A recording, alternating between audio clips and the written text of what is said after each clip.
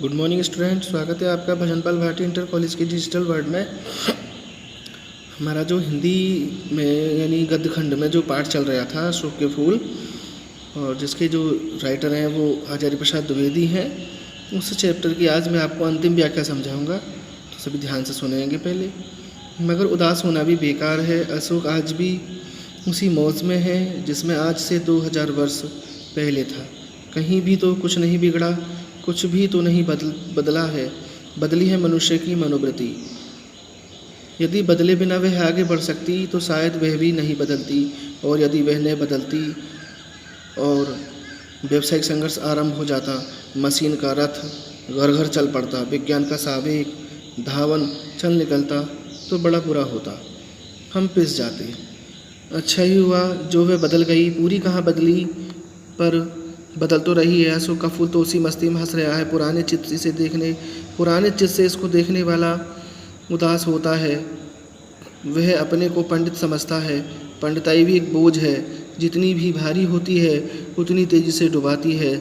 जब वह जीवन का अंग बन जाती है तो सहज हो जाती है, तब वह बोझ नहीं रहती, वह उस अवस्था में उदास भी नहीं करती। कहाँ अशोक का कुछ भी तो नहीं बिगड़ा, कितनी मस्ती में झूम रहा है। कालिदास इसका रस ले सकते हैं अपने ढंग से, मैं भी ले सकता हूँ अपने ढंग से।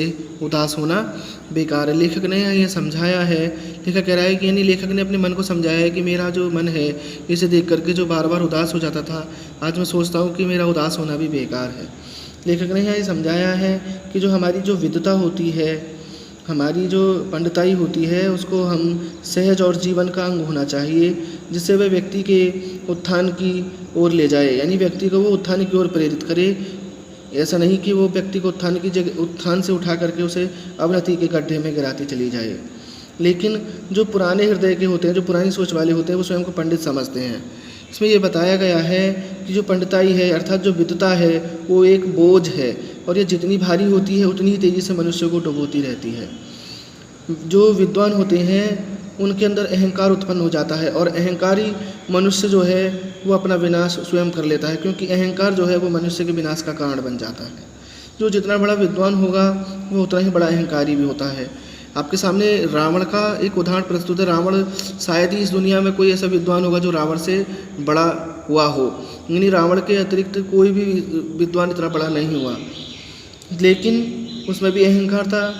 उसी अहंकार ने उसका सर्वनाश कर दिया, यानी उसका सब कुछ नष्ट कर दिया, और आज केवल उसका नाम लेने वाला भी कोई शायद नहीं रहा है। ठीक है ना। इसी प्रकार अशोक का पुष्प है, इसी प्रकार अशोक का पुष्प है, आज भी उसी मस्ती में झूम रहा है, आज भी उसकी उतनी ही पूंछ है जितनी पहले थी। ठीक है नहीं। तो प्रिय छात्रों, आपकी ये जो व्याख्या है ये अंतिम व्याख्या हुई, केवल आपको पढ़नी है, समझनी है, और जो अब नेक्स्ट जो वीडियो आएगी आपके पास, उसमें लिखित व्याख्याएँ आएंगी जिसमें आपको समझाया जाएगा कि वो आपको किस प्रकार से करनी है। और तब तक के लिए धन्यवाद।